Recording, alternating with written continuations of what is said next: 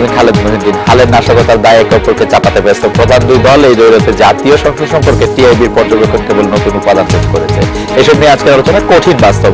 কথা বলতে স্টুডিওতে আছেন দৈনিক দিনকালে ভারপ্রাপ্ত সম্পাদক ডক্টর রেজম সিদ্দিকী, আছেন লেখক ও গবেষক আফসার চৌধুরী এবং সিনিয়র সাংবাদিক মঞ্জুরুল ইসলাম। স্বাগত আপনাদের ডক্টর রেজম সিদ্দিকী। আপনি নিশ্চয়ই লক্ষ্য করেছেন যে সিজার তাবেলা হত্যাকাণ্ডে বিএনপি যাদের বিরুদ্ধে স্বরাষ্ট্রমন্ত্রী অভিযোগের আঙুল তুলেছেন, বিএনপির যাদের বিরুদ্ধে একদিকে তার প্রতিবাদ করছে বিএনপির মুখপাত্র তার প্রতিবাদ করছেন, বলছেন এটা আজগুবি তথ্য। অন্যদিকে বিএনপির স্থায়ী কমিটির একজন সদস্য জনাব নজরুল ইসলাম খান বলছেন যে কারো ব্যক্তিগত অপরাধের দায় তারা নেবেন না, মানে কায়ুম সাহেব যদি এই ঘটনার সাথে জড়িত হয়েও থাকেন তাহলে সেটা ব্যক্তিগত অপরাধ, দলগত অপরাধ নয়, সুতরাং এটা দায় বিএনপি নিতে পারে না। এই সম্পর্কে আপনার পর্যবেক্ষণ কি? প্রথম কথা হলো যে ধরেন এই কথাটা জেনারেট করেছে সম্প্রতি যে বড় ভাই একটা কথা জেনারেট করেছে এবং বেশ আলোচিত বিষয় এটা, এমনকি আপনার তরকারির দোকানেও বেশ আলোচিত, ভাই বড় ভাই ঘটনা কি। তো এখন এই কথাটা যে নতুন করে এলো আজকে প্রায় 28 দিন পরে তাবেলা হত্যার পরে, যে একটা বড় ভাই আছে এবং বড় ভাইরা এই সমস্ত হত্যাকাণ্ড ঘটিয়েছে, এবং স্বরাষ্ট্রমন্ত্রী পরশুদিন বলেছেন যে এই হত্যাকাণ্ডের পেছনে যে বড় ভাই তিনি হলেন আব্দুল কাইম সাহেব এবং উনি কমিশনার কাইম হিসেবে পরিচিত। এবং কিন্তু আজকে উনি এটা সংশোধন করেছেন। আজকে উনি সংশোধন করে বলেছেন যে না, উনি সরাসরি জড়িত আমি সে কথা বলছি না, আর সন্দেহভাজন যারা আছে তার মধ্যে উনিও একজন আছেন যারা এই হত্যাকাণ্ডের পেছনে মদত দিয়েছে। একই সঙ্গে স্বরাষ্ট্র মন্ত্রণালয়ের কর্মকর্তারা আমি আপনাকে একটু থামাতে চাই। আপনি স্বরাষ্ট্রমন্ত্রীর এই বক্তব্যটি নিয়ে আমারও আসলে দারুণ কৌতূহল আছে। আপনি কি মনে করছেন যে এটি স্বরাষ্ট্রমন্ত্রী কায়ুমই বলেছিলেন গত রাত্রে একদম ঠিকঠাক মতো, আজকে বলছেন যে কায়ুম একজন হতে পারেন, নাকি এটা আমরা সাংবাদিকরা কোনো না কোনো ভাবে বুঝতে শুনতে আমি টিভি চ্যানেলে কোট করে আমি প্রথম আলো থেকে এটা স্টোরিটা নিয়ে এসেছি। টিভি চ্যানেলের আসলে প্রথম আলো কোটটা আমিও দেখেছি, মানে প্রথম আলো কোটের মধ্যে কি পরিষ্কার যে উনি বলছেন যে কায়ুমের সঙ্গে জড়িত। আমার মনে হয় যে এক প্রশ্নের জবাবে উনি বলছেন যে টিভি চ্যানেলের কথায় আর কি, এক প্রশ্নের জবাবে উনি বলছেন যে আমি অতটা তো ডিটেইল বলতে পারবো না, আমি পত্রিকা দেখে আমি এটা রিপোর্ট করছি, কারণ আমি টিভির সেই চ্যানেলের বক্তব্যটা শুনিনি। আমার পত্রিকা ছাড়া আমার তার কোনো ভরসা নেই। এবং এখন আমি অনলাইন থেকে এটা নিয়ে এলাম যে উনি বলেছেন যে না, কাইম সাহেবের যারা উনি সরাসরি করেছেন আমি সেটা বলছি না, যাদের আমরা সন্দেহ করছি তাদের মধ্যে উনিও একজন। সুতরাং এই জিনিসগুলো আবার স্বরাষ্ট্র মন্ত্রণালয়ের কর্মকর্তারা বলেছেন যে এই টাকাটা লন্ডন থেকে আসছে, এটা তারা নিশ্চিত। তখন সাংবাদিকরা তাকে জিজ্ঞেস করেছেন যে লন্ডন থেকে আসছেন, কোন পথে আসছেন, কার কাছে আসছিল টাকাটা, এবং সেই টাকাটা দিয়ে খুন করানো হয়েছে, এটার ঘটনাটা কি। তখন তারা বলছেন যে এখনো আমাদের কাছে নির্দিষ্ট তথ্য প্রমাণ আমাদের হাতে আসেনি, হাতে আসলে এটা আমরা ক্লিয়ার করে বলবো। এটাও আমি প্রথম আলো থেকে রিপোর্টটা আমার মনে হয় রেজেন্সি থেকে। এই পর্যায়ে আমি একটু জনাব আফসার চৌধুরীর কাছে যাই। জনাব আফসার চৌধুরী, এই স্বরাষ্ট্রমন্ত্রী বিশেষ করে সিজার তাবেলা হত্যাকাণ্ডের পর থেকে আমাদের আইজিপি স্বরাষ্ট্রমন্ত্রী প্রতিদিনই তো মানে যে কথাগুলি বলছেন সেগুলি আপনি কিভাবে বিশ্লেষণ করছেন? এটা কখনো রাজনৈতিক নেত্রী, মানে উনি তো একজন রাজনৈতিক নেতাও বটে আমাদের স্বরাষ্ট্রমন্ত্রী, তো মানে আসলে আপনার মূল্যায়ন বা পর্যবেক্ষণ জানতে চাইছি। আমার মনে হচ্ছে ওনারা যখন এইসব কথাগুলো মানুষকে জানাচ্ছে ওনারা খুব বেশি প্রস্তুত হয়ে বলছেন বলে মনে হয় না। এবং আমি পরশুদিনই বোধ হয় আমি 71 চ্যানেলে ছিলাম যখন পুলিশের কর্মকর্তা ছিলেন, তখন উনি যখন যেদিনই অ্যারেস্ট করা হলো তখন প্রশ্নটা আসছিল যে উনি কনফেশনাল দিয়েছেন, কনফেশনালে কোনো রিমান্ড ছিল না। তো আমার তো প্রায় 4 দশক হয়ে গেছে সাংবাদিকতার, আমি এরকম ঘটনা দেখিনি। তখন আমি ওনাকে জিজ্ঞেস করলাম যে এরকম ঘটনা আপনি জীবনে দেখেছেন যে কনফেশন রিমান্ড ছাড়া কনফেস করলো, কি কারণে কনফেস করবে সে? উনি বলতে পারলেন না পুলিশের, আমি ঠিক মনে নেই কি বলছিলেন। তারপরে তখন সাংবাদিক যিনি ছিলেন তিনি বললেন যে এটা তো 10 তারিখে এদেরকে অ্যারেস্ট করেছে, 10 তারিখে অ্যারেস্ট করেছে, 26 তারিখ ছিল, এখন মনে পড়ছে 26 তারিখ ছিল। 16 দিনে যদি ওনারা কি বলবেন এই প্রস্তুতিটা না নিতে পারেন, তাহলে আমার মনে হয় ওনারা একটু হলেও বোধহয় চিন্তিত নিজেদের ভাবমূর্তি সম্পর্কে।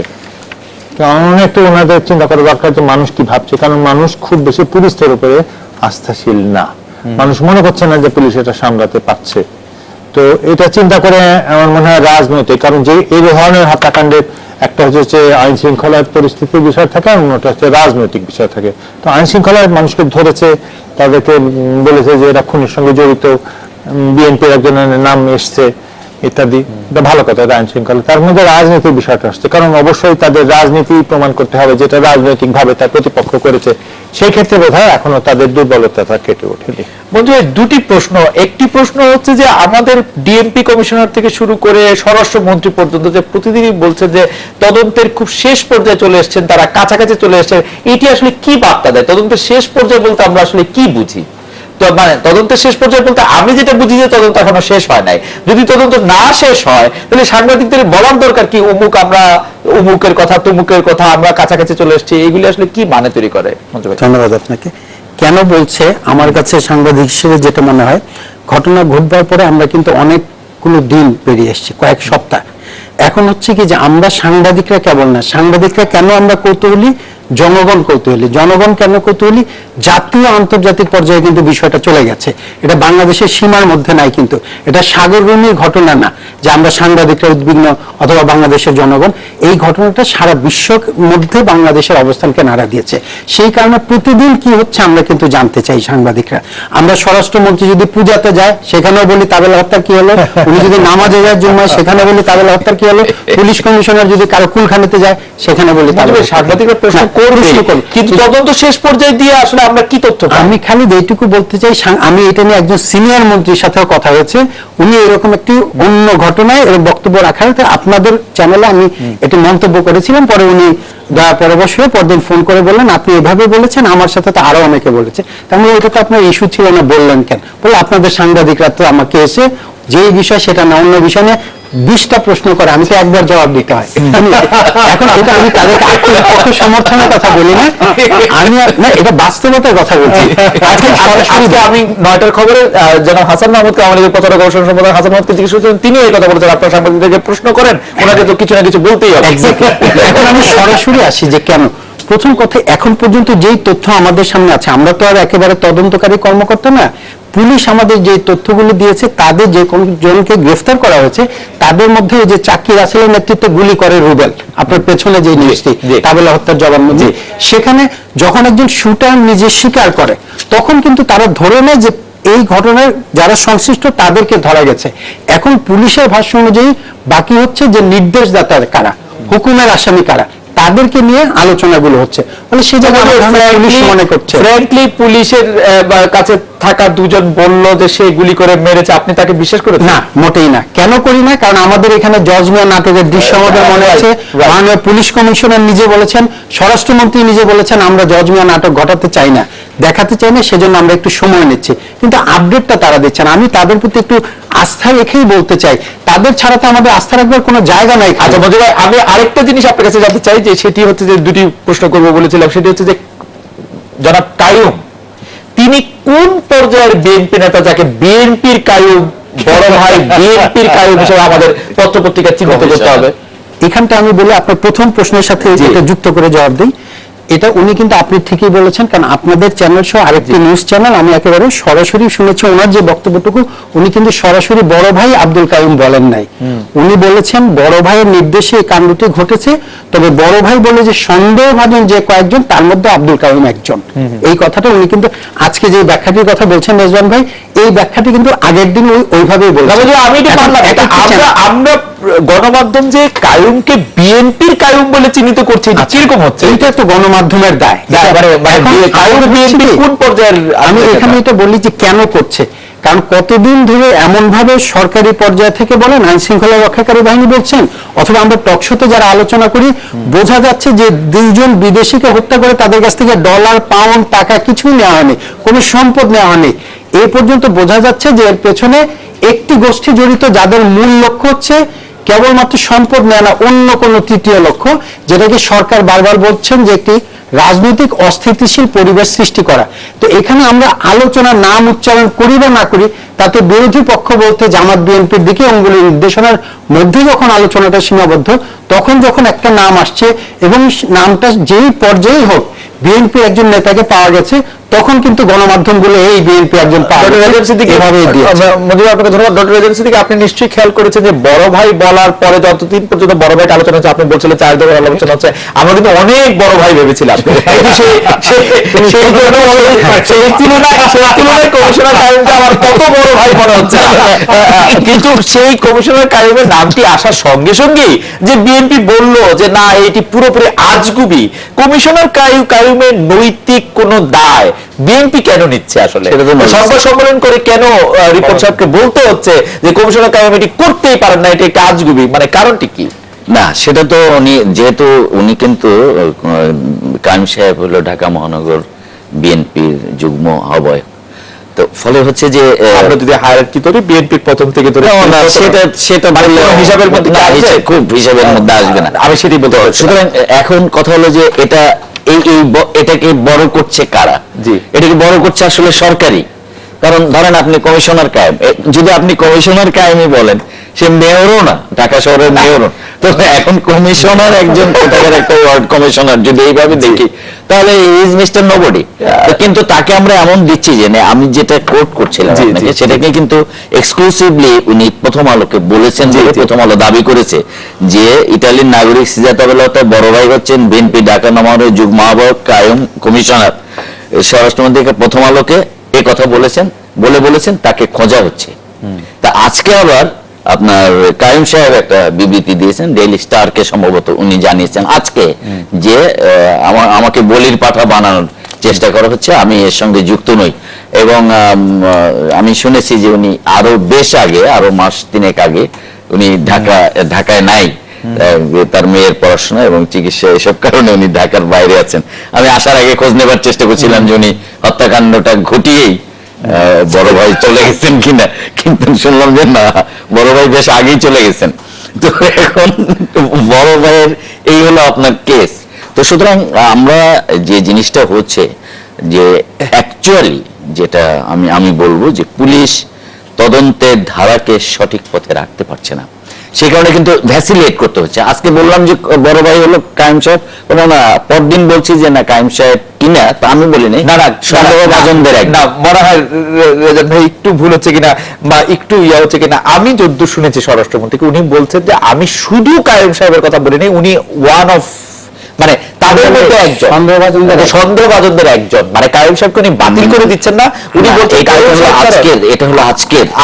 আর গতকাল বলেছিলেন যে কায়েম সাহেব বড় ভাই, এখানে যা লেখা হয়েছে আমি সেটা বলছি, হত্যাকাণ্ডের নেপথ্যে থাকা বড় ভাই হচ্ছেন বিএনপি, প্রথমবারকে কোট করছেন বিএনপি ঢাকা মহানগরের যুগ্ম আহ্বায়ক এম এ কায়েম ওরফে কায়েম কমিশনার।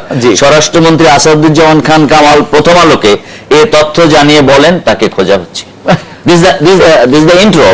মানে প্রথম আলো, আমি যত আমরা প্রথম আলোকে অথেন্টিক কাগজ হিসেবে মানি, আমি নিউজ 24 দেখলাম, মানে কথাটা এই। কিন্তু আজকে আবার উনি বলছেন যে না, আমরা অনেকেই আমাদের সন্দেহভাজন আছে, তার মধ্যে এই বড় ভাই একজন। BDNews24.com আরো শক্ত হয়ে লিখেছে যে আসাদুজ্জামান খান কামাল এর আগেও কথা থেকে সরে আসছেন একাধিকবার।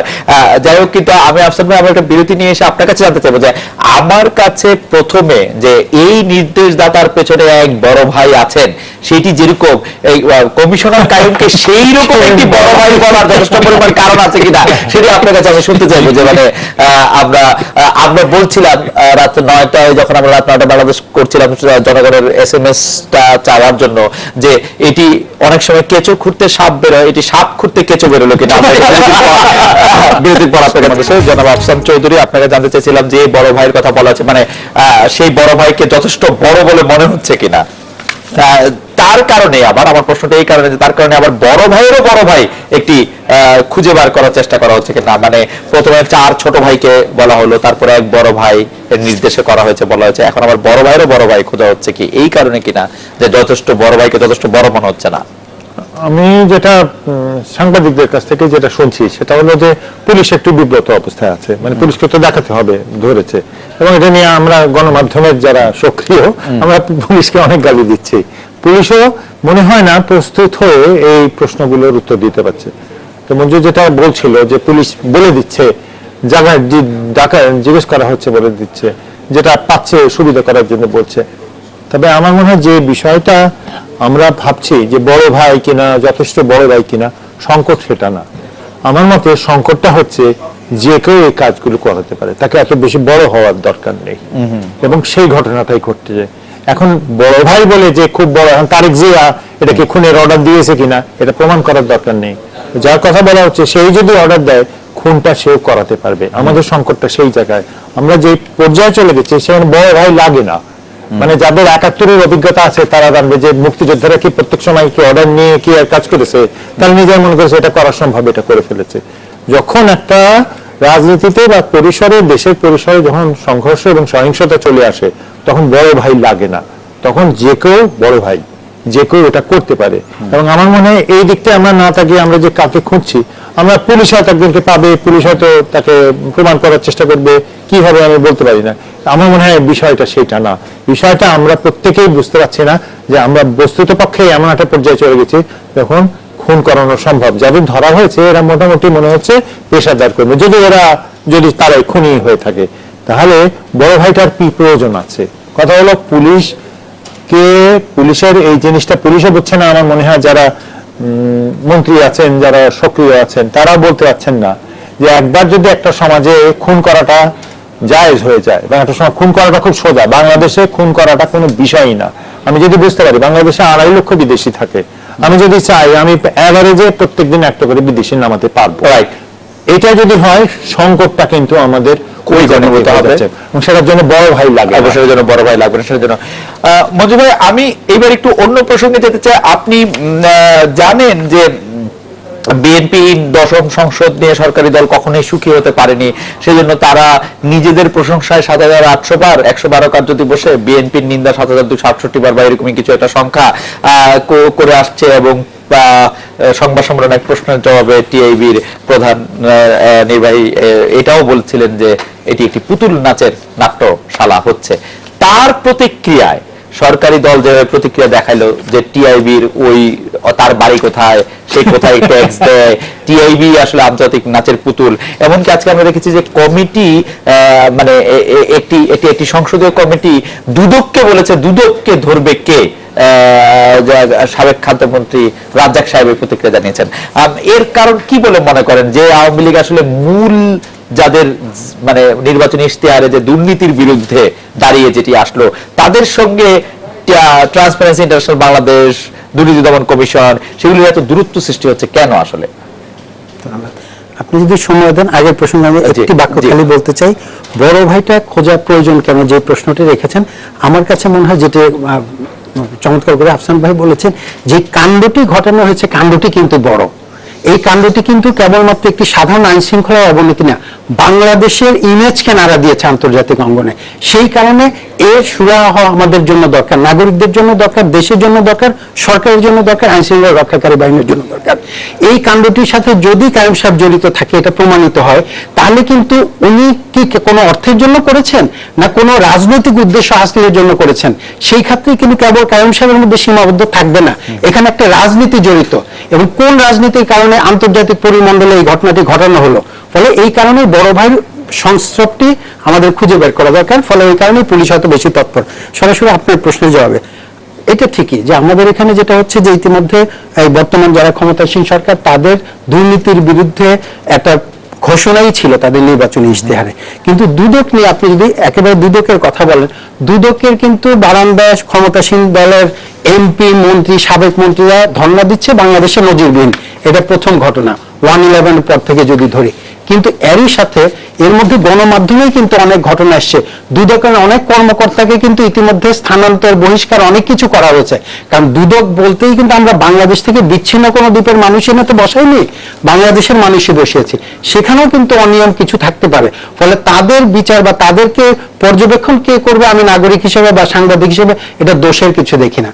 এবার যদি সরাসরি টিআইবির ব্যাপারে আসি, টিআইবির পর্যবেক্ষণগুলো যখন যেই সরকারের সময় তারা দিয়েছেন, সব সময় সরকারি দল অলমোস্ট সেম প্রতিক্রিয়া দেখিয়েছেন। আমরা সকলেই সাংবাদিক, আমাদের মনে থাকবার কথা। তবে এবার যেটি দেখিয়েছেন, আপনি বলেছেন যে বিএনপির কথা কেন বলা হলো যে প্রায় 7,200-300 বারের মতো। আমি তো মনে করি এটা ইতিবাচক ভাবে দেখতে চাই। বিএনপি যে বাংলাদেশের গণতান্ত্রিক বাংলাদেশের একটি অবিচ্ছেদ্য অংশ, এটাকে সমতাসীন দল তারা এক অর্থে স্বীকার করে নিয়েছেন। এক, দ্বিতীয়ত টিআইবি যে তথ্যগুলি দিয়েছে, বাংলাদেশে যে একটি গণতান্ত্রিক বাংলাদেশ, বাংলাদেশকে নানানভাবে খাটো করার চেষ্টা দেশে বিদেশে চলছে, বাংলাদেশের যেই সময়ের মধ্য দিয়ে আমরা যাচ্ছি, বাংলাদেশ একটি অনিরাপদ স্থান হিসেবে বিশ্বব্যাপী পরিচিত করবার চেষ্টা হচ্ছে, সেই সময় তাদের এই যে এই রিপোর্টটি দেওয়ার ফলে হচ্ছে কি সরকারের মধ্যে মরার উপর খাড়ার ঘা, রাষ্ট্রের উপর মরার উপর খাড়ার ঘা, অর্থাৎ এখানে আইন শৃঙ্খলা নাই, গণতন্ত্র নাই, সংসদ নাই, সব ধ্বংস হয়ে গেছে। একটা সেকেন্ড, আসাদ ভাই, আপনি কি মনে করেন যে টিআইবি যে এই রিপোর্টটি দেওয়ার জন্য এই সময়টি বেছে নিল, যে সময়টি কথা অনেকে বলছে, সেটা ইচ্ছাকৃত? না না না না, আমি টিআইবির সঙ্গে সেই জন্য আমার কথা হয়েছে। আচ্ছা, আরেকটি প্রশ্ন করতে চাই, আসাদ ভাই, আপনি কি দেখেছেন টিআইবি এবার কিন্তু কন্টেন্ট অ্যানালাইসিস করেছে। এখন কন্টেন্ট অ্যানালাইসিসের যে প্রাথমিক ধারণা, সেটি তো মানে আপনি রিসার্চার, আপনি তো খুব ভালো করে জানেন, আমি যতটুকু বুঝি সেটি হচ্ছে যে সংসদে তো একটি আইন করার জন্য না যুক্ত হয়েছে, সেটিকেই যদি আপনি আইন করার সময় ধরে নেন, তাহলে সেটি 6%, 3%ই হবে। এর আগে যে আলোচনা, এর আগে যে ছোট ছোট কথা পাঠানো, সেগুলি তারা দিয়েছে কিনা, সেটি একটি প্রশ্ন।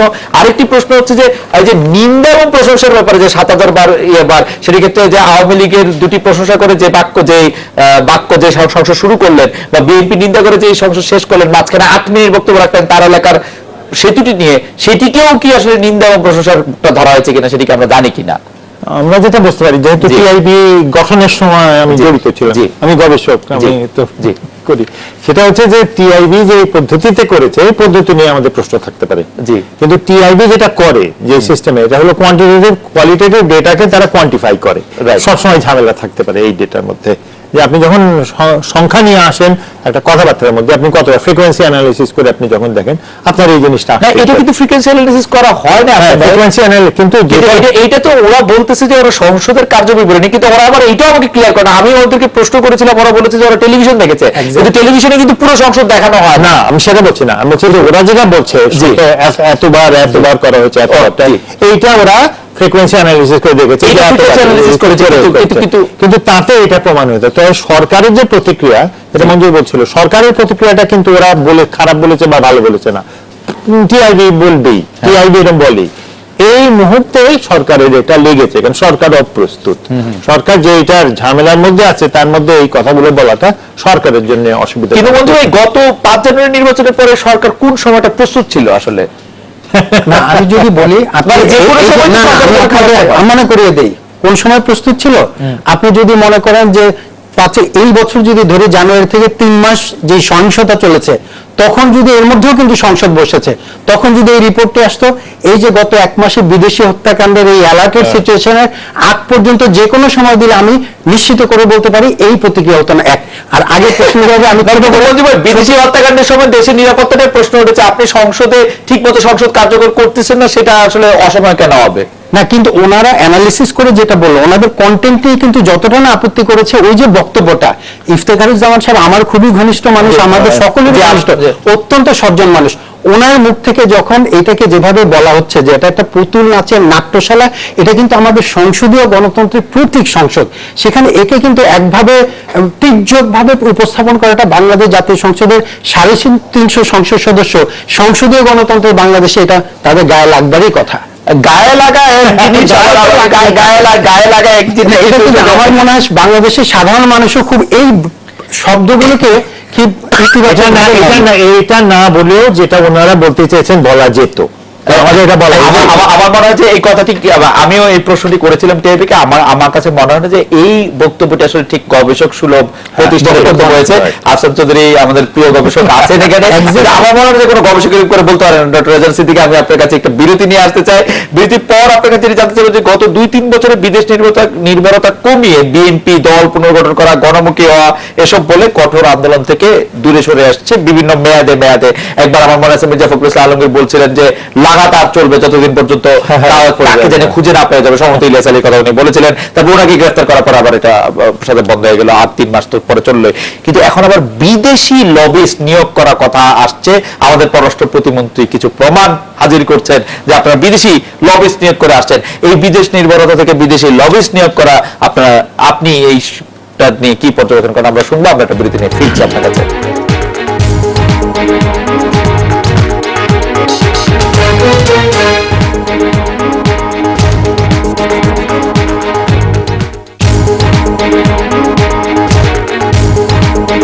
ডক্টর রিজার্ভ সিদ্দিকী, বিদেশ নির্ভরতা কমে দল পুনর্গঠন করা, গণমুখী হওয়া, বিএনপির এইগুলি ছিল হচ্ছে মূল কথা, মূল উদ্দেশ্য। এখন আবার বিদেশি লবিস্ট নিয়োগ করার কথা আমরা শুনছি। এই ব্যাপারে আপনার পর্যবেক্ষণ যদি একটু বলতেন। এখানে খুব সহজেই বলা যায় যে আপনার যখন লবিস্ট নিয়োগের কথা বলা হচ্ছে, তখন কিন্তু বিএনপির তরফ থেকে বলা হয়েছে যে আমরা এই ধরনের কোনো লবিস্ট টবিস্ট কোথাও নিয়োগ করিনি। ফলে আমি জানি না যে আপনি যেটা বললেন যে পররাষ্ট্র প্রতিমন্ত্রী তথ্য বা আমি আরো বড় করে এটি বলছি না, সোশ্যাল ওয়েবসাইটে প্রচুর পরিমাণে আছে, তিনি তথ্য প্রমাণ দিচ্ছেন যে বিএনপির পক্ষ থেকে $40,000 একটি ফার্মকে, সেটা কিন্তু এই 2 খুনের কথাও বলতে পারেন আপনি, যে 1 লাখ টাকা দিয়ে খুন করছে না 1 কোটি টাকা দিয়ে খুন করেছে, সেটাও বলা সম্ভব। সুতরাং যেহেতু বিএনপি এটা অস্বীকার করেছে যে আমরা এই ধরনের কোনো লবিস্ট নিয়োগ করি নাই, ফলে আমি যদি আর একেবারেই সেরকম লবিস্ট ফার্মের সঙ্গে ডিড হয়েছে এটা যদি পররাষ্ট্র প্রতিমন্ত্রী সাহেব উপস্থাপন করে থাকেন, তাহলে অবশ্যই নিশ্চয়ই তারটা সাস্টেইনেবল। আর সেক্ষেত্রে বিএনপির কথা টিকলো না যে আমরা করি নাই, তাতে অর্থ হবে যে তারা আসলে করেছে। তো সুতরাং আমি এই জায়গাটা তো আমার খুব বেশি কিছু বলবার থাকে না, কারণ বিএনপি না করেছে, we have to accept it, কারণ আর কিছু করার নাই। আর যদি আমরা দেখাতে পারি এরকম দলিল যে এখানে স্বাক্ষর করা হয়েছে যে আমার পক্ষে তুমি এই লবি করে আমাকে এটা অ্যাচিভ করে দেবে, তার জন্য তোমাকে এত টাকা আমি দেব, সেটা হতে পারে, সেটা করা সম্ভব এবং সেটা হয়ও, লবিস্ট ফার্মগুলোর সঙ্গে এরকম ডিলই হয়। তা আমি সেরকম কিছু জানি না। সুতরাং এই যে বিদেশি লবিস্ট নিয়োগ করা হয়েছে বা বিদেশে বসে ষড়যন্ত্র করছে, বিদেশে বসে খালেদা যে 2টা খুনও করে ফেলেছেন, অনেক লম্বা হাত, একেবারে জিনের হাতের মতো, ফলে হচ্ছে যে এই সমস্ত বিষয় মিলবে না। মানে আমি বুঝতে পারছি থেকে আমি আসলে মূল প্রশ্নটা আফসান চৌধুরীকে করবো, কিন্তু আপনার মতামত শুনে রাখি যে জাতীয় সংসদ পুতুল নাচের নাট্যশালা পার্লামেন্ট ওয়াচ গবেষণা প্রতিবেদনের সাথে এই ধরনের শব্দ চয়ন আপনি কতটা মানানসই মনে করেন? জাতীয় সংসদের ধরেন যারা আছেন, এর গঠন প্রণালী বা গত বছরের যে 5 জানুয়ারি ইলেকশন, তার কোয়ালিটি, সেসব আমি বলি না, কিন্তু জাতীয় সংসদ জনগণের কাছে জবাবদিহিমূলক একটি প্রতিষ্ঠান।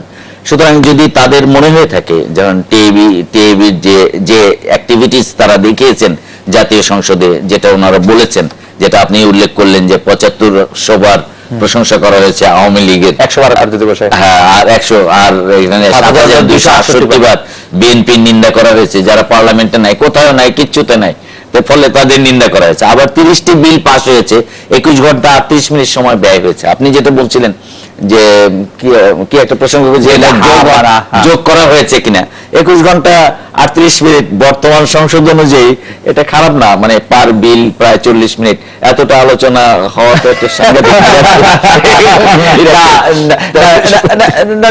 থেকে অর্থ বিল ছাড়া অন্য অনেকগুলি বিলের ক্ষেত্রে ছোটখাটো সংশোধন সহ বিলগুলি আসলে একসাথে 8টি-9টি বিলও একই বিষয় থেকে উদ্ভূত হতে পারে। আমি সংসদ মাঝে মাঝে দেখি, আমি এক্স্যাক্টলি আমার মনে নেই, কিন্তু একসাথে একই ঘটনা থেকে 9-10টি বিল হতে পারে, কারণ একটা শব্দের পরিবর্তন বা একটা শব্দের সংযোজনও আসলে একটি বিল আকারে আসতে পারে। আমি জাস্ট কথার কথা বলছি, কিন্তু আপনি বলছেন যে তাহলে পুতুল নাচের নাট্যশালা কথাটা বলার মোটামুটি ঠিক না। এখন ধরেন মাসুদ যখন বলছেন যে পার্লামেন্ট শুয়োরের খোয়ার, না পার্লামেন্ট মাসুদ শুয়োরের খোয়ার করে নাই, ওটা কে? ওটা লেনিন যে কোনো জায়গায় মানে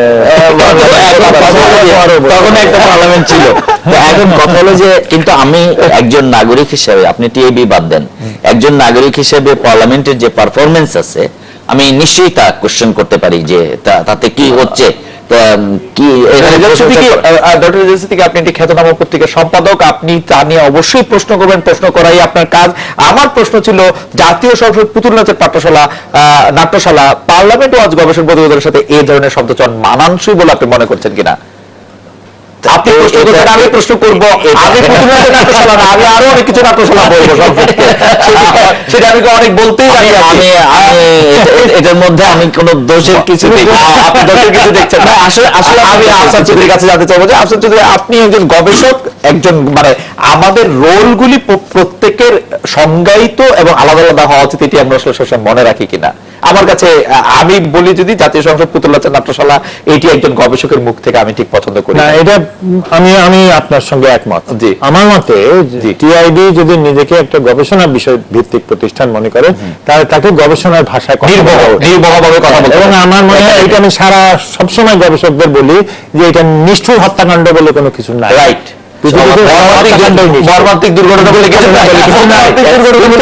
না, যখন এই ধরনের জিনিসটা করেন তাহলে যারা পার্লামেন্ট ওয়াচ এর কাজ করেন তাদের কিন্তু অসুবিধাটা হয়ে যায়, তখন মানুষেরই এই ধারণাটা হয়ে যায়। মনে রাখবেন যে যতই মানুষ পার্লামেন্টটাকে খারাপ মনে করুক, মানুষ চাইবে না অসুখ হয়ে মুক্তি, এবং এটা টিআইবির উচিত বলা যে আমাদের এটা বাড়াবাড়ি হয়ে গেছে, বা আমরা এটা বলতে চাই না, মেন করতে চাই না, তাহলে অনেক ঝামেলা মিটে যাবে। এটা বলতে কোনো লজ্জা নাই। সেটা যারা বলে তা তো আমার কোনো অসুবিধা নেই। রেজাক ভাই চরম গণতান্ত্রিক একজন মানুষ, আমার মনে হয় যে উনি বলছেন যে এটা বললেও কোনো সমস্যা হচ্ছে না, না বললেও কোনো, মানে ফিরিয়ে নিলেও কোনো অসুবিধা নাই, কোনো সমস্যা। আমিও রেজাক ভাইয়ের সাথে এই বিষয়টিতে একমত। যারা মঞ্জুরুল ইসলাম, আমি যখন বিরতি থেকে ফিরবো তখন আপনাকে জানতে চাইবো যে বৈশ্বিক যত সূচক আছে দেশের সব অর্জনের কৃতিত্ব সরকারি দল নিচ্ছে, কিন্তু বিশ্বব্যাংকের ডুইং বিজনেস 2016 যে বৈশ্বিক সূচক আসলো তাতে ব্যবসা বাণিজ্য করার ক্ষেত্রে বাংলাদেশ 2 ধাপ পিছিয়েছে। মূলত যেই সব জায়গায় বাংলাদেশ পিছিয়েছে তা হচ্ছে যেটি ব্যুরোক্রেটিক প্রসেস, এবং যেখানে বিদ্যুৎ বেড়েছে ঠিকই, কিন্তু বিদ্যুৎ সংযোগ নেওয়ার ক্ষেত্রে যে প্রসেস সেখানে বেড়েছে, বাংলাদেশের অবস্থান কমেছে। বাংলাদেশ থেকে এগিয়ে গিয়েছে মিয়ানমার এবং মৌরিতানিয়া, পিছন দিক থেকে আসছে। আরো একটি যেটি মানে আমাদের এখানে এই সেটা হচ্ছে যে ঋণ নেওয়া এবং ঋণ পরিশোধ করার যে প্রক্রিয়া, মানে ঋণ গ্রহণের প্রক্রিয়া, সেটি উদ্যোক্তাদের অনেক পেছনে নিয়ে যাচ্ছে। এই সব বিষয়ে আপনার মতামত শুনবো। আপনারা সরকারি দলকে যে ক্রেডিটটা নিতে দিচ্ছেন তার সব ক্রেডিট আপনি দিবেন কিনা? আমরা একটা বিরতি নিয়ে ফিরছি আপনার কাছে।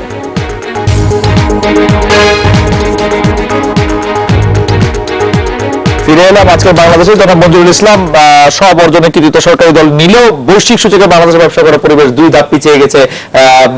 ব্যুরোক্রেটিক প্রসেসের কথা বলা হচ্ছে জ্বালানি বা বিদ্যুতের সংযোগ নেওয়ার অসুবিধার কথা, অবকাঠামোর কথাও অনেক ক্ষেত্রে বলা হচ্ছে। এই বিষয়টি আপনি কিভাবে দেখছেন? অবশ্যই ঋণ নেওয়ার ক্ষেত্রে ঋণ নেওয়া এবং বিদ্যুতের সঞ্চালনের ব্যাপারটা, আপনি দেখেন বিদ্যুৎ গত 7 বছরে যে পরিমাণে অনেকটা, ওই যে আমরা কতগুলো ভাড়া করা বিদ্যুৎ কেন্দ্র করে তারপরে আমরা স্থায়ী বিদ্যুৎ কেন্দ্রের দিকে যাচ্ছি, কিন্তু সঞ্চালনটা চাইলেই কিন্তু দিনে রাতে করে ফেলা যায় না, ভাড়া এনে বসিয়ে দেওয়া যায় না, এটা সময় সাপেক্ষ ব্যাপার। ফলে এই বিষয়টাতে কিন্তু সময় লাগছে। সরকার এই পর্যায়ে কাজ শুরু করেছে সঞ্চালনের। আগে যেটা ছিল আমাদের সঞ্চালন লাইন অনুযায়ী বিদ্যুৎ ছিল না। আমি অভিযোগটি বলি, অভিযোগটি হচ্ছে এরকম যে সঞ্চালন এবং সরবরাহ লাইন নিয়ে যে এই ঝামেলা, সেটা বিশ্বব্যাংক মোটামুটি বুঝতে পেরেছে, কিন্তু অভিযোগটি হচ্ছে এরকম যে আপনি বিদ্যুৎ চাইলে পাচ্ছেন, আফসান ভাই বিদ্যুৎ চাইলে পাচ্ছে না। এখানটায় আমি আসছি। জি, মূল সংকটটা এর সাথে আবার জড়িত যে আমলাতন্ত্র যেটা আপনি বলে দিলেন, এবং ঋণ নেওয়া দেওয়ার মূল ব্যাপারটা হচ্ছে যে আমাদের যে সিস্টেমটা আছে, এস্টাবলিশ সিস্টেমটা, এই সিস্টেমটা কিন্তু 7 বছরের না, 7 দিনের না, 45 বছরের। এই আমলাতন্ত্র আমরা ঐতিহ্যগতভাবে আমরা পাকিস্তানি আমলাতন্ত্রের ধারাবাহিকতায় চলে আসছি। লাল ফিতার দৌরাত্ম আমরা ডিজিটাল বাংলাদেশ বলি, কিন্তু ডিজিটাল লাল ফিতা কিন্তু উড়ে যায়নি। আমাদের সেই লাল ফিতাটুকু কিন্তু আছে, সেটা আপনার কাগজপত্রের বদলে হয়তো কম্পিউটারের ভিতরে ঢুকেছে। অর্থাৎ আমি যেটা সোজা বাংলায় বলতে চাই, আমাদের এখানে যতক্ষণ পর্যন্ত সুশাসন সম্পূর্ণ নিশ্চিত করা না যাবে, সে জায়গায় আপনি পাবেন আমি পাবো না, আমি পাবো আপনি পাবেন না, সরকার বদলের সাথে সাথে আপনার পাওয়ার অবস্থান বদল হবে। এক, দ্বিতীয়ত হচ্ছে ঋণ নেওয়ার ব্যাপারগুলো। তো আমরা এতদিন এরকম অনিয়মের মধ্যে ছিলাম যে ঋণ নিয়ে তো দিতেই হয় না, এরকম সংস্কৃতি আমাদের মধ্যে আছে। বড় বড় যারা ঋণ গ্রহীতা তাদের ঋণ মেরে দেওয়ার পরে বিচারও হয় না, দৃষ্টান্তমূলক বিচার আমরা করতে পারিনি। কেন পারিনি এটা বড় আলোচনা, এক কথা আমি জবাব দিতে পারবো না, কারণ তারা রাষ্ট্রের সরকারের চেয়ে অনেক সময় শক্তিশালী, দলের চেয়েও শক্তিশালী। বলতে গেলে দুটি বড় দল আওয়ামী লীগ এবং বিএনপিকে তারা পরিচালনা করে তথ্য তহবিল দিয়ে। ফলে সে জায়গায় এইটাতে কিন্তু সময় লাগবে। আমি মনে করি সরকারের যেগুলো সরকার ক্রেডিট নিচ্ছে, সেখানে সরকার কেবল না, জনগণের সহ সকলের ক্রেডিট আছে, কিন্তু যেই জায়গায় ব্যর্থতাটুকু আছে, এখানে আমি সরকারের ব্যর্থতা যেমন বলবো, এর পাশাপাশি আমরা জনগণ সহ যারা সরকারি বেসরকারি প্রশাসনের সকলের দায় আছে। সে জায়গায় আমরা যতক্ষণ পর্যন্ত নিজেদেরকে সংশোধন করে সুশাসনটা, সরকারের পক্ষ থেকে সুশাসনটা শুরু করতে হবে, জনগণকে সেটাতে সাড়া দিতে হবে, দুটা মিলে সমন্বয় হলে এই ক্ষেত্রে আমরা সাফল্য পেতে পারবো। আপনি কি মনে করেন যে বৈশ্বিক সূচকে বাংলাদেশে মানে ব্যবসা করার পরিবেশে 2 ধাপ পেছানোটার মৌরিতানিয়া এবং মিয়ানমার আমাদের আগে চলে যাওয়ার কারণ? আমার মনে হয় পৃথিবীর বেশিরভাগ দেশে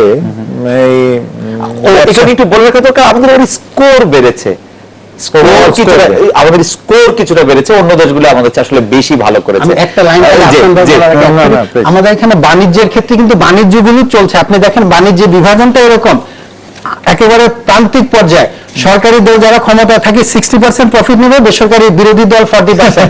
এরকম সমঝোতার মধ্যে দিয়ে দুর্নীতিটার একটা স্থায়ী রূপ দেওয়া হয়েছে। জনগণের হাতে রইল পেন্সিল। Exactly.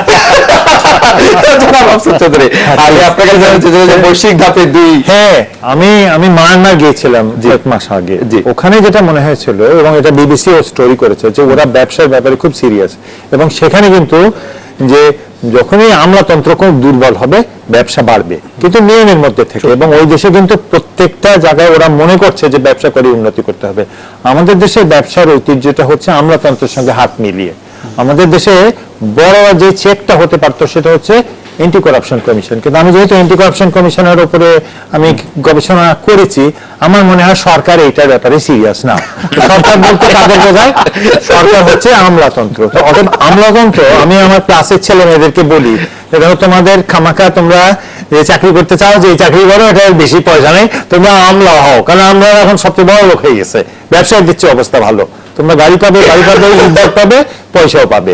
তো এই ব্যবস্থাটা সরকার দেখতে পায় না যে এটা কত অসুবিধা হচ্ছে তার জন্য। মায়ানমার বস্তুত পক্ষে, মায়ানমারের রাজনীতি আছে, মায়ানমারে সবাই বলবে যে মায়ানমারে মিলিটারি অনেক বেশি ব্যবসা করে, আমার দেশে মিলিটারি ব্যবসা করছে, কিন্তু কোনোটাই তো অসুবিধা নেই আজকের দুনিয়ায়। যেটা দরকার সেটা হচ্ছে যে অনেক জলদি টাকাটাকে ঘোরাতে হবে, অনেক জলদি টাকাটাকে বিনিয়োগ করে ফেরত এনে আবার পুনর্বিনিয়োগের ব্যবস্থা করতে হবে। আমাদের দেশে এটা সিরিয়াসনেসটা দেখা যাচ্ছে না। ডক্টর রেজাউল সিদ্দিকী, এই বছরের প্রথম 3 মাস আমরা যে ধরনের একজন অবরোধ অসহযোগিতার মধ্যে গেলাম, সেই কারণেও কি আমাদের ব্যবসা বাণিজ্য করার যে ব্যুরোক্রেটিক প্রসেস, তারপরে আমাদের যে বিদ্যুতের যে সরবরাহ সঞ্চালন লাইনগুলির যে হারে গতি পাওয়ার কথা ছিল, সেই হারে গতি পাওয়ার ক্ষেত্রে কি সেটা একটি বাধা হয়ে থাকলো?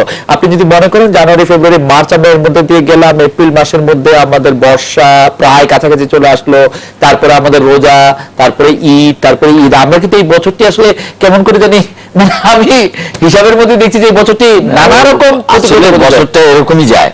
ওই 3 মাস, প্রথম 3 মাসটা বাদ দিলে আর কি। না, প্রথম 3 মাসের ঘটনা যেটা আমরা যেভাবে দেখি সে আরেক বিতর্ক, সেখানে আমি যেতে চাই না। কিন্তু আপনাকে আমি বিসিসিআই, বিজিএমইএ এই দুটো অর্গানাইজেশনে আমি এটা ডকুমেন্ট নিয়ে আসিনি, আপনি এখানে আমাকে প্রশ্ন করবেন বুঝলে আমি দলিলটা নিয়ে আসতাম। এই দুইটা অর্গানাইজেশন এই 3 মাসের মধ্যে এবং এই 3 মাসের পরে বিবৃতি দিয়ে বলেছে যে এতে ব্যবসা বাণিজ্যের বিন্দুমাত্র ক্ষতি সাধিত হয় নাই, আমাদের সবকিছু ইনট্যাক্ট, ঠিক আছে। তো এখন কথা হলো যে ব্যবসা বাণিজ্যের বিন্দুমাত্র ক্ষতি হয় নাই, তাই বলেছেন তারা, এবং বিজিএমইএ বলতে পারে তাহলে কিন্তু আমরা তো সংগঠনগুলি বলছি যে হয় নাই, এটা তো কোনো ক্ষতি যে হয়েছে এতে কোনো সন্দেহ নাই। যদি যানবাহনই না চলে তাহলে তো আপনি তো মানুষ প্রাণের হাতে যানবাহন নিয়ে চলেছে, মরেছে, পুড়েছে, মানে সবই হয়েছে। বলছি যে ওই বিতর্কে আমি যাচ্ছি না, মানে আমার কথা হলো যে যানবাহন নিজেই আসলে পরিমাণ চলবার কথা, যে স্বাভাবিক ফ্লো, সেটা কিন্তু ব্যাহত হয়েছে। ব্যাহত হলে তো অবভিয়াসলি আমি তো রপ্তানি করতে পারিনি, আমি তো একটা জিনিস আনতে পারিনি, আমার যেটা ইম্পোর্ট করেছে স্লো তো হয়েছে। কিন্তু বিসিসিআই এবং বিজিএমইএ তারা কেমন করে কোন আক্কেলে বললো যে কোনো ক্ষতি হয়নি সরকারকে সন্তুষ্ট করার জন্য। সুতরাং আমার কথা হলো যে এই যে এক ধাপ পিছিয়েছে, এটার সঙ্গে কিন্তু এই বিষয়গুলো নেই।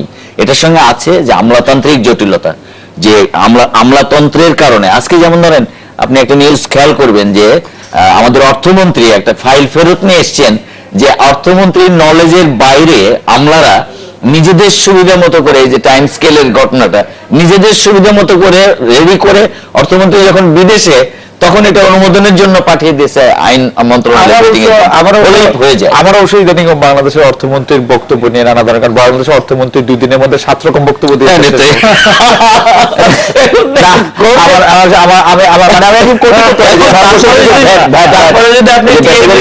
না মানেন তাহলে তো মুশকিল। বলছে যে বিদেশে একটা টিম আসলো যারা যে ব্যাংকিং ইয়ে করে, তারা বলছে যে এত ব্যাংক কেন, কিন্তু অর্থমন্ত্রী কি বলছিলেন আপনার খেয়াল আছে যে রাজনৈতিক কারণে আরো কিছু ব্যাংকে অনুমোদন দিতে হবে। মানে রাজনৈতিক কারণে ব্যাংক অনুমোদন দেবেন না অর্থনৈতিক কারণে দেবেন, অর্থমন্ত্রী প্রায় একটি কথা বলেন যে উনার চেয়ে যে জানি কে শক্তিশালী আছেন তার জন্য উনি কে কিছু করতে হ্যাঁ, এই যে পারেন না। আমার মনে হয় দুর্নীতিবাজ এটা- টাকা বলছে তারা অনেক বেশি শক্তিশালী। আমি নামই প্রকাশ করা যাবে না দুর্নীতিবাজদের, কত শক্তিশালী। মঞ্জু সঠিক বলেছে। আমার মনে হয় বলতে আপনি একদম শেষ 10 সেকেন্ড আসে অর্থমন্ত্রী যখন তার চেয়ে বেশি শক্তিশালী বলেন তিনি আসলে কার কথা বলেন? উনি যার কথাই বলেন, আমাদের আলোচনা আমরা একবার কি স্বীকার করবো যে বাংলাদেশের সকল প্রতিবন্ধকতার মূলে হচ্ছে আমলাতন্ত্র।